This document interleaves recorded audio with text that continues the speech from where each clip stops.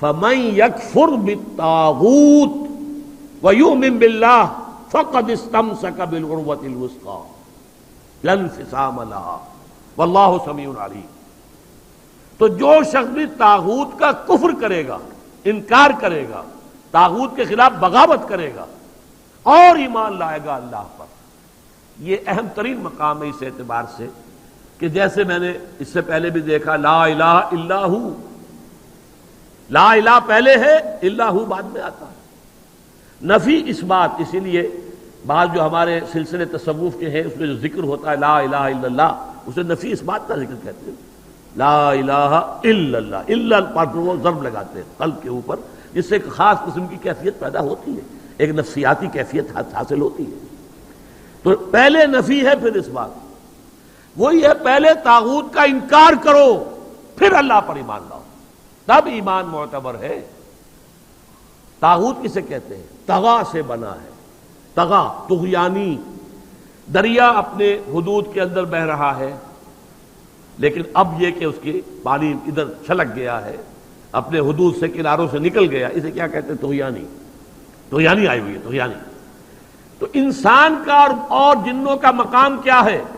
وما خلقت الجن والانس الا لیعبدون، میں نے نہیں پیدا کیا جنوں اور انسانوں کو مگر اس لیے کہ میری بندگی کرے۔ جو حد بندگی سے تجاوز کرے گا وہ طاغوت ہے، چاہے وہ ایک فرد ہو، کوئی ادارہ ہو، کوئی ریاست ہو۔ میں نے یہ تین چیزیں گن دی ہیں۔ انفرادی حیثیت سے میں اپنے حد بندگی سے تجاوز کرتا ہوں، اگر زندگی آمد برائے بندگی، زندگی بے بندگی شرمندگی، اگر میں حد بندگی سے تجاوز کر گیا تو میں طاغوت ہوں۔ کوئی ادارہ آپ نے بنایا ایسا جس میں لمیٹیشن نہیں ہے اللہ کے احکام کی، بلکہ اس کے اندر آپ نے اپنی اتھارٹی جو ہے وہ بڑی مطلق رکھی ہوئی ہے، طاغوت ہے۔ ریاست آپ نے قائم کی، حاکمیت عوام کے لیے یا حاکمیت کسی ایک خاندان کے لیے، وہی طاغوت ہے۔ اس کی نفی، اس کا انکار، اس کے خلاف بغاوت کر کے ایمان لاؤ گے تو ایمان معتبر ہے۔ اور اگر طاغوت سے دوستی بھی چل رہی ہے، طاغوت کی چاکری بھی ہو رہی ہے، انگریز کی ملازمت بھی کر رہے ہیں، انگریز کی فوج میں شامل ہو کر خانہ کعبہ پر جا کر گولیاں بھی چلا رہے ہیں، انگریز کی فوج میں شریک ہو کر اور جنرل ایلن بی کو یروشلم کا قبضہ لے کر دے رہے ہیں، لیکن ساتھ ہی تہجد بھی پڑھ رہے ہیں۔ ایسے تھے فوجی مسلمان بلوچ ریجمنٹ کے اور پنجاب کے، بڑے لمبے لمبے بال، زلفیں رکھی ہوئی ہیں، نمازی ہیں، اور یہ کہ تہجد ہے کہاں؟ انگریز کی فوج میں۔ یہ تو طاغوت کی چاکری کر رہے ہو بھائی، طاغوت کے ساتھ تعاون۔ حال یہ ہے کہ حضور فرماتے ہیں من مشى مع فاسق ليقويه فقد اعان على هدم الاسلام، جو شخص کسی فاسق و فاجر انسان کے ساتھ چلے اسے تقویت پہنچانے کے لیے، اس نے اسلام کی عمارت کو جڑوں سے کھودنے میں مدد کی ہے، منہدم کرنے میں مدد کی ہے۔ من مشا صرف چلنا، آپ کسی کے ساتھ چلتے ہیں تاکہ تقویت اسے ہو جائے، لوگوں کو معلوم یہ بھی ان کے ساتھ ہے۔ من مشا مع فاسقن، فاسق کافر بھی نہیں، فاسق، لیقویہ، تاکہ اسے تقویت پہنچائیں۔ فقد اعان علی ہدم الاسلام، اسلام کی عمارت کو جڑوں سے کھود کر گرانے میں مدد کی۔ ایک اور حدیث میں آیا اذا مدح الفاسق، جب کسی فاسق کی مدح کی جاتی ہے، غضب اللہ تعالی واہتز لہ العرش، اللہ تعالیٰ انتہائی غضبناک ہوتے ہیں اس درجے کہ عرش کانپنے لگتا ہے، تھرا اٹھتا ہے عرش، اتنا غضب آتا ہے اللہ تعالیٰ کہ ایک شخص میرا باغی ہے، میرا فاسق ہے، فاجر ہے، اور اس کی مدح کی جا رہی ہے۔ اب اس کی روشنی میں آپ اپنے طرز عمل کا جائزہ لیجیے۔ لگے ہوئے ہم اسی نظام کی چاکری میں، اسی نظام کو تقویت پہنچانے میں۔ کہاں ہے اللہ کے ساتھ؟ ان سے ہم نے کہاں بغاوت کی؟ بغاوت کے کم سے کم یہ سمجھیے تین درجے ہیں۔ سب سے کم کیا ہے؟ نظام سے شدید نفرت ہو، ترک تعاون ہو، ترک موالات ہو، یہ نیگیٹو حصہ ہے صرف۔ جیسے گاندھی نے کبھی کہا تھا ترک موالات، نہ انگریزی کپڑا پہنیں گے اور بلکہ ہم تو نہ کوئی اور امپورٹڈ شے استعمال کریں گے، اور بلکہ ہم تو جو ہے اپنی کھدر خود بنیں گے اور پہنیں گے۔ ترک موالات، ترک تعاون، عدم تعاون، یہ پہلا درجہ ہے۔ طاغوت کے ساتھ موالات نہ ہو، دوستی نہ ہو، چاکری نہ ہو، محبت نہ ہو، بلکہ ترک تعاون، ترک موالات اور دل میں شدید نفرت۔ اگلا مرحلہ کیا ہے؟ طاغوت کے خلاف زبان سے جہاد کرنا۔ یہ کام غلط ہے، ہم اسے پسند نہیں کرتے، ہم اس میں تعاون نہیں کریں گے، زبان سے بھی ایک اعلان کرنا۔ اور آخری مرحلہ ہے سب سے اونچا، طاقت کے ساتھ اس طاغوت کو ملیا میٹ کر کے حق کا نظام قائم کرنے کی جدوجہد کرنا۔ یہ ہے اصل مطلوب۔ الآن جیسے کہ مجھے واقعہ یاد آ گیا حضور کا، کہ حضور اور حضرت عمر ساتھ ساتھ چل رہے ہیں، کوئی چہل قدمی ہے یا کچھ اور معاملہ ہے۔ حضور پوچھتے ہیں عمر تمہیں مجھ سے کتنی محبت ہے؟ عرض کیا کہ حضور آپ مجھے دنیا کے ہر انسان سے زیادہ محبوب ہیں۔ اب آپ آنکھوں میں آنکھیں ڈال کر پوچھتے ہیں اور اپنی جان سے؟ اب ایک تو اندازہ کیجئے کہ یہ سوال کسی ایسے شخص سے نہیں کیا جا سکتا جس سے ذرا بھی بال برابر بھی بودھ ہو دل میں، تو خالص وہ بہت ہی مقرب ہوگا، اسی سے یہ بات کہی جائے گی۔ اپنی جان سے؟ تو حضرت عمر نے تھوڑا سا توقف کیا، پھر عرض کیا ہاں اب میں کہتا ہوں کہ آپ مجھے میری جان سے بھی زیادہ عزیز ہیں۔ فرمایا الآن، اب پہنچے ہو تم اس مقام پر کہ جہاں ہونا چاہیے۔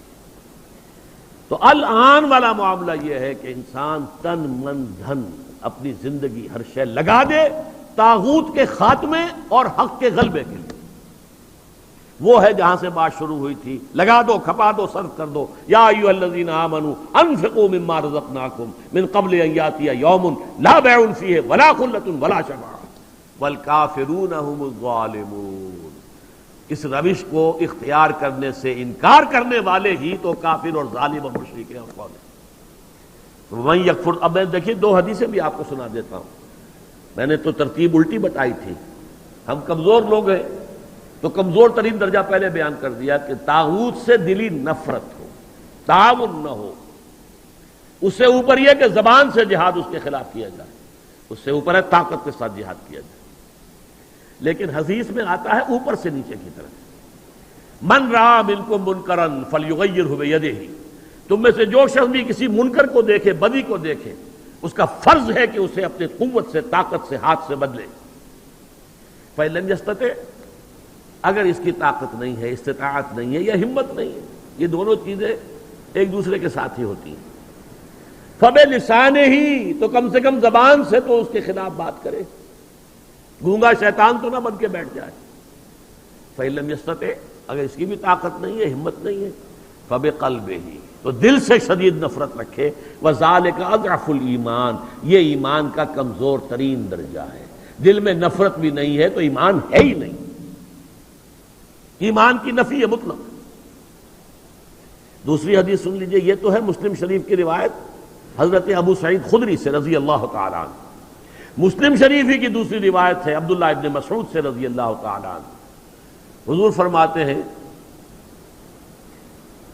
ما من نبی بعثہ اللہ فی امتہ قبلی الا کان لہ حواریون و اصحاب، اللہ تعالیٰ نے کسی بھی قوم میں، امت میں مجھ سے پہلے جب بھی کسی رسول یا نبی کو مبعوث کیا تو اس کے کچھ نہ کچھ صحابہ، کچھ نہ کچھ حواری ہوتے تھے۔ حواری حضرت عیسیٰ کے صحابہ کو کہتے ہیں، صحابہ جو ہیں حضور کے ساتھی ہیں۔ تو ہر نبی کے کسی کے کم کسی کے زیادہ کچھ نہ کچھ تو ہوتے ہی تھے نا۔ وہ کیا کرتے تھے حواری اور صحابہ؟ یقتدون بامرہ ویاخذون بسنتہ، اپنے اس نبی کی سنت کو مضبوطی سے پکڑ لیتے تھے اور ان کے حکم پر عمل کرتے تھے۔ ثم انہا تخلف من بعدہم خلوف، پھر ہمیشہ ایسا ہوتا رہا کہ کچھ عرصے کے بعد ایسے ناخلف لوگ آ جاتے تھے امت کے اندر، یقولون ما لا یفعلون ویفعلون ما لا یؤمرون، کہ جو کہتے تھے وہ کرتے نہیں اور کرتے وہ ہیں جس کا حکم نہیں ہوا۔ نئی سے نئی رسمیں، نئی سے نئی بدعات جن کا کوئی ثبوت نہیں، کوئی حکم نہیں، کوئی ثبوت ہی نہیں کہ دور صحابہ میں بھی کوئی ایسا کام ہوتا، وہ تو ایجاد ہو رہی ہیں اور ان کے اوپر پیسے بھی لگ رہے ہیں، تقریبات بھی ہو رہی ہیں، سب کچھ ہو رہا ہے، اور جو اصل سنت ہے وہ ترک، اور کہتے کچھ اور ہے کرتے کچھ اور ہے۔ زبان سے عشق و محبت کے دعوے ہیں اور عمل میں سنت کا اتباع نہیں ہے۔ اب جب ایسی صورت ہو، میں یا آپ اگر دیکھیں کہ ہمارے معاشرے میں ان لوگوں کا بول بالا ہے، اس وقت ان کے ہاتھ میں اقتدار ہے، ان کے ہاتھ میں جو جاتے ہیں جہاں گئے وہاں پر چادر چڑھا دی، عوام کا جو ہے وہ ایک تاثر دینے کے لیے کہ اس قبر کے اوپر انہوں نے بھی چادر چڑھائی ہے، جن کا کوئی دین مذہب سے روحانیت سے سروکار نہیں بالکل۔ جیسے کبھی اندرا گاندھی نے بھی جانا شروع کر دیا تھا مندروں کے اندر، جبکہ وہ مسلمانوں کا ووٹ اس کے خلاف گیا ہے اور وہ ہاری ہے الیکشن میں۔ اس کے بعد اس نے ہندو دیوی کی شکل اختیار کی ہے، پھر وہ جاتی تھی پنڈتوں کے پاس اور سادھوؤں کے پاس، اور پھر وہ نیکسٹ الیکشن میں دوبارہ کامیاب ہو گئی۔ ہندو کارڈ پلے کیا، اسے کہتے ہیں کہ شی پلیڈ دی ہندو کارڈ، اس لیے کہ مسلم کارڈ اس کے خلاف استعمال ہوا تھا۔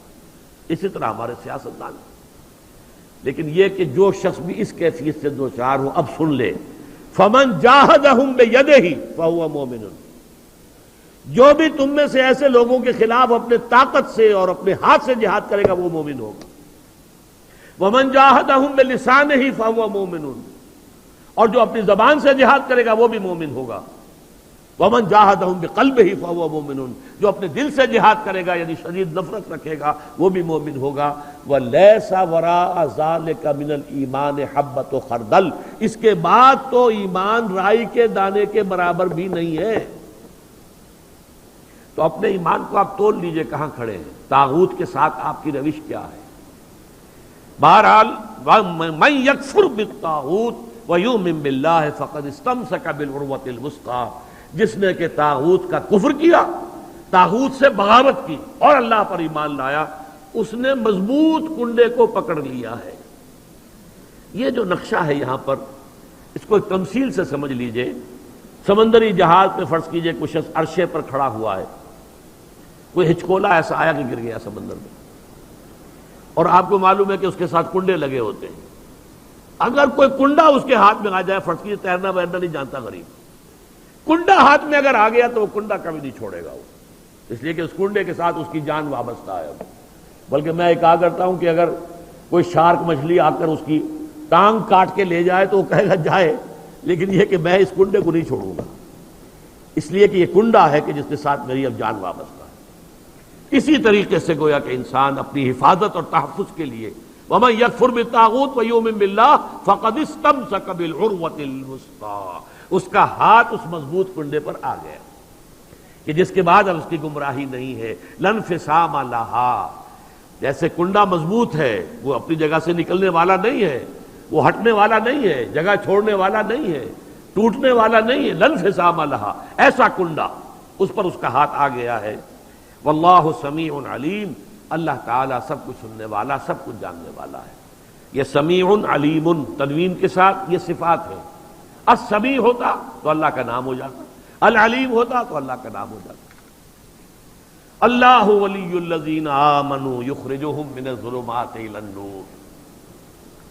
دیکھیے ترک موالات کی میں نے بات کی تھی نا، اب یہاں ولایت آ گئی ہے۔ اللہ ولی ہے، پشت پناہ ہے، مددگار ہے، محافظ ہے، حمایتی ہے اہل ایمان کا۔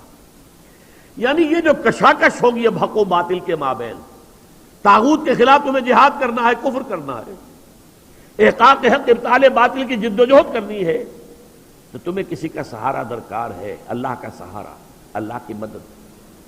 جیسے حضور سے بھی کہا گیا وَاصْبِرْ وَمَا صَبْرُكَ إِلَّا بِاللَّهِ، اے نبی صبر کیجئے اور آپ کا صبر تو اللہ ہی کے سہارے پر قائم ہوگا، قوت تو آپ کو اللہ سے ملتی ہے۔ مسلمانوں سے کہا گیا وَاسْتَعِينُوا بِالصَّبْرِ وَالصَّلَاةِ، مدد حاصل کرو صبر سے بھی اور نماز سے بھی۔ تو اسی طرح فرمایا اللہ کی مدد شامل حال رہے گی۔ اللہ ولی الذین آمنوا، اللہ ولی ہے اہل ایمان کا۔ اور یہ رشتہ جو ہے موالات باہمی یا جسے ولایت باہمی کہتے ہیں، یہاں بھی ذرا سمجھ لیجئے، دو لفظ ہیں ہمارے ہاں، لوگ اس کو ایک دوسرے میں کنفیوز کر دیتے ہیں۔ ایک ولایت ہے، ولایت واو کے زبر کے ساتھ، یہ والی سے بنا ہے، والی، والی دمشق یعنی حاکم دمشق، تو ولایت کہتے ہیں حکومت کو، اور ولی سے بنا ولایت، ولایت باہمی، جیسے اللہ یہاں دوست ہے اہل ایمان کا، اہل ایمان دوست ہیں اللہ کے. الا ان اولیاء اللہ لا خوف علیہم ولا هم يحزنون الذین آمنوا وكانوا يتقون لهم البشرى فی الحیات الدنیا والآخرہ. آگاہ ہو جاؤ کہ اللہ کے دوست جو ہیں یعنی اہل ایمان ان کے لیے نہ خوف ہے اور نہ کوئی حزن ہے. اور یہ کون ہے؟ یہ ولی کوئی علیحدہ نوع نہیں ہے، کوئی سپیشیز علیحدہ نہیں ہے، انسانوں ہی میں سے ہوتے ہیں. ان کے سروں پر کوئی سینگ نہیں ہوتے، عام انسان ہوتے ہیں. البتہ کیا؟ الذین آمنوا وکانوا یتقون. ایمان اور تقوی، ایمان لائے اور ایمان حقیقی، اور تقوی ہے انہیں پش کر رہا ہے. ثم اتقوا وآمنوا ثم اتقوا واحسنوا واللہ یحب المحسنین. یہ ایمان اور تقوی ہے تو وہی اللہ کا ولی ہے. الا ان اولیاء اللہ لا خوف علیہم ولا هم يحزنون الذین آمنوا وكانوا يتقون لهم البشرى فی الحیات الدنیا والآخرہ. ان کے لیے تو بشارتیں ہی بشارتیں ہیں دنیا کی زندگی میں بھی اور آخرت میں بھی. تو وہ ہے ولایت، اللہ کے بندے اللہ کے ولی ہیں صاحب ایمان. یہاں اللہ ولی ہے اہل ایمان کا.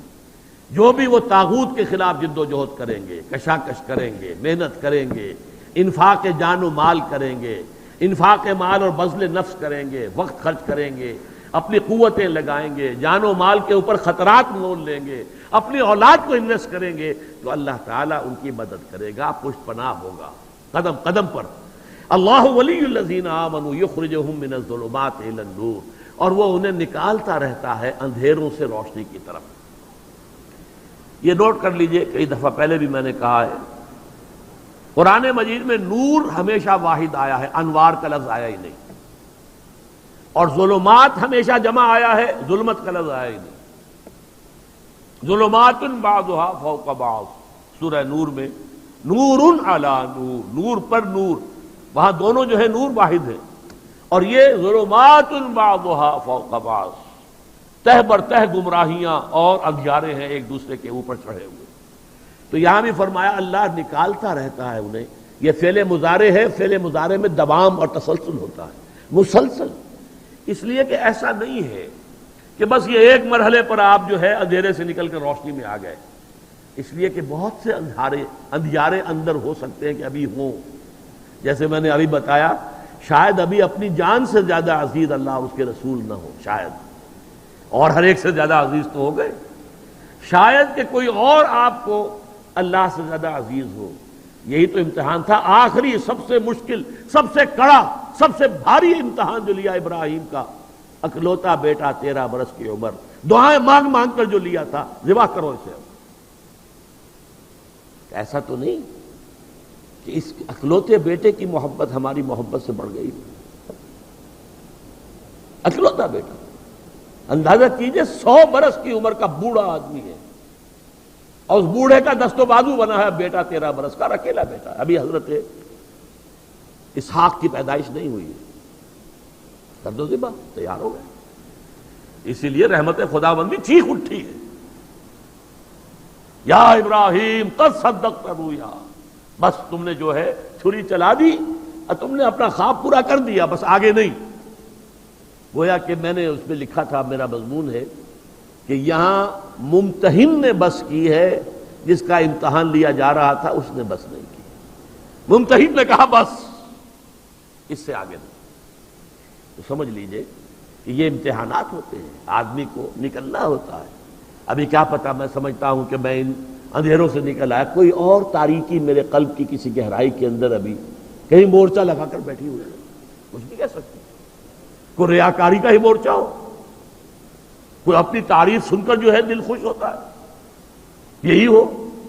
لیکن اللہ جو ہے مسلسل نکالتا رہے گا کفر کے اندھیاروں سے، شرک کے اندھیاروں سے، نفاق کے اندھیاروں سے، مادہ پرستی کے اندھیاروں سے، دنیا اور اس کے لوازم کے ساتھ محبت کے اندھیاروں سے، اسباب دنیاوی کے توکل کے اندھیاروں سے نکالتا رہتا ہے. یخرجہم من الظلمات الی النور والذین کفروا، جو برعکس روش اختیار کریں گے، طاغوت کی دوستی، طاغوت کی چاکری، طاغوت کی ملازمت، طاغوت کا جھنڈا اٹھا کر چل رہے ہیں، اب وہ روش اختیار کی ہے. اولیاءہم الطاغوت، ظاہر بات ہے اب ان کے ولی اور دوست جو ہے وہ طاغوت ہی ہوں گے. پھر یخرجونہم من النور الی الظلمات، اور وہ نکالتے رہتے ہیں انہیں، کوئی تھوڑی بہت روشنی بھی تھی تو اس سے بھی اور تاریکی میں جاؤ، اور تاریکی میں جاؤ، کوئی رمق بھی اگر کوئی روشنی کی ہے تو اسے نکال کر ایبسلیوٹ ڈارکنس، جس کی مثال سورہ نور میں آئی ہے۔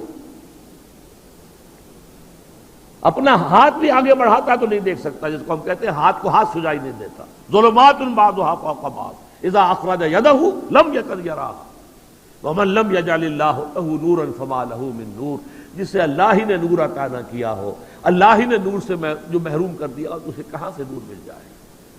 اللہ تعالی ہمارے دلوں کو منور کرے اپنے ایمان کے ذریعے سے، قرآن کے ذریعے سے۔ اللہم ربنا نور قلوبنا بالایمان واشرح صدورنا للاسلام، اللہم وفقنا لما تحب وترضى، اللہم وفقنا ان نکفر بالطاغوت ونؤمن بک، اللہم وفقنا ان نجاہد فی سبیلک باموالنا وانفسنا، اللہم ارزقنا شہادۃ فی سبیلک، آمین یا رب العالمین۔ بارک اللہ لی ولکم فی القرآن العظیم ونفعنی وإیاکم بالآیات والذکر الحکیم۔